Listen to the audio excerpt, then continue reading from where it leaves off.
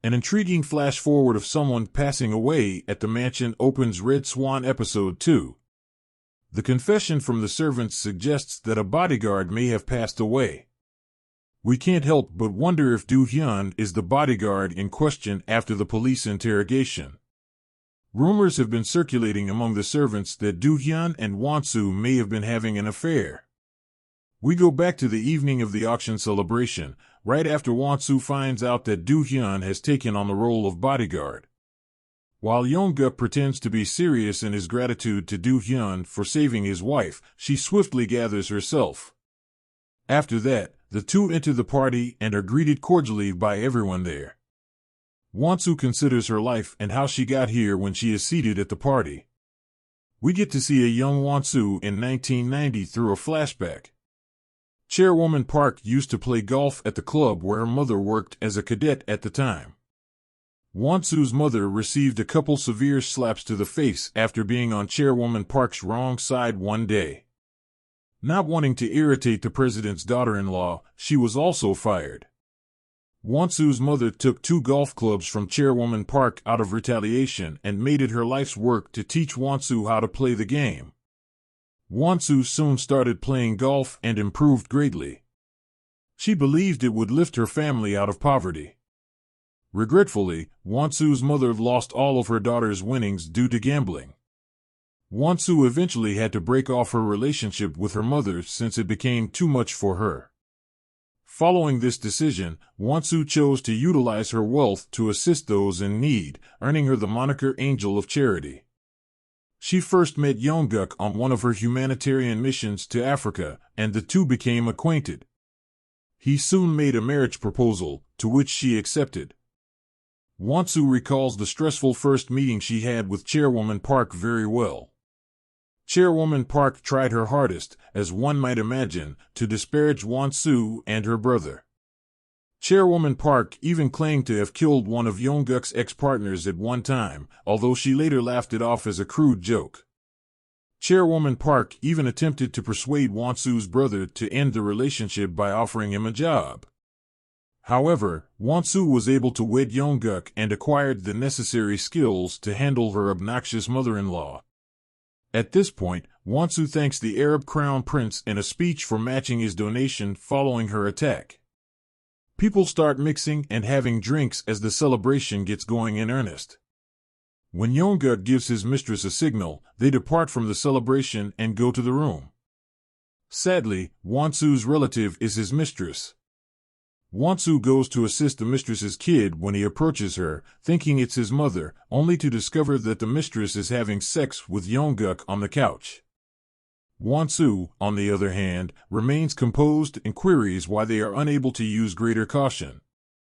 She acknowledges that she was aware of the affair, but she says she doesn't have time to deal with these idiots.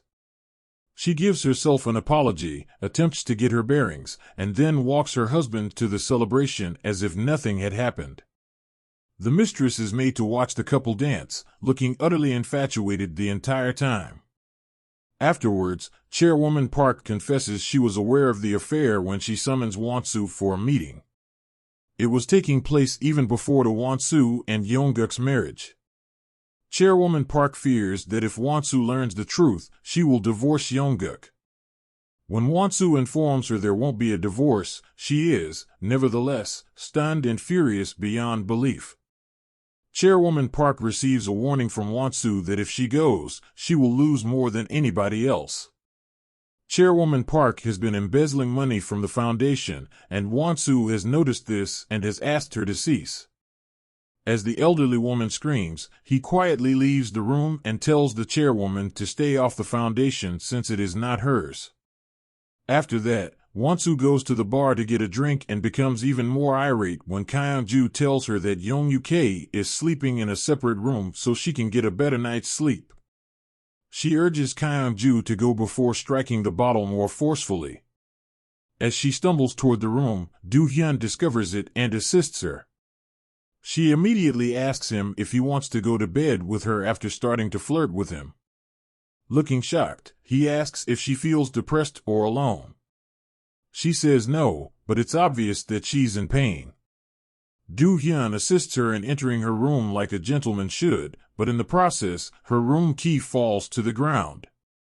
An inebriated Younguk approaches her room and begins knocking as he bids her good night. Wonsu stops Do-hyun as he tries to unlock it. While they wait for Younguk to go, Kyung-ju arrives to support his boss. He assists Younguk to his room and informs him that Wonsu is probably asleep after drinking too much. After leaving Wonsu's hotel room, Do-hyun leaves. In the meantime, Wonsu is seen pondering while perched on the bed. Even though Wonsu and Do-hyun act as though nothing happened the following morning, there is still some awkwardness between them. Kyung-ju shows Do-hyun to his new room in the servants' quarters after the group returns to South Korea. During their conversation, Do-hyun is quietly probing Kyung-ju to see if he is helping Younguk behind his back. Kyung-ju doesn't say anything other than that he spends the majority of his time working simply for Younguk. Wonsu is calling Do-hyun, a servant tells him as he gets settled in.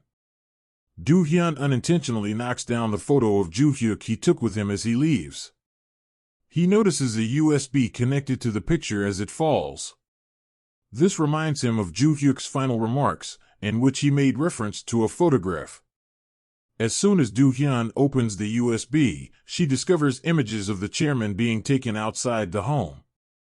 The chairman appeared to have passed away already, but why exactly was he dead? Another plot twist reveals that Wonsu was close to the chairman, who even requested her to remain married while he looked into something, according to a flashback. Whatever it was, it most likely caused both Ju-hyuk's and his deaths. The review of the episode. We are intrigued to learn more about this show. Whatever Ju-hyuk discovered regarding the chairman's passing led to his death. Additionally, it appears that Wonsu plans to remain married in order to find out the truth. Is she aware of Do-hyun's identity? It doesn't seem possible that she is unaware of his relationship to Ju-hyuk. She wants to tell him what, exactly? As of right now, Chairwoman Park is our chief suspect. She enjoys discussing murder and brings it up so nonchalantly, as if she were placing an order at a restaurant. What part did she play in the Wayne Group connection to all these deaths?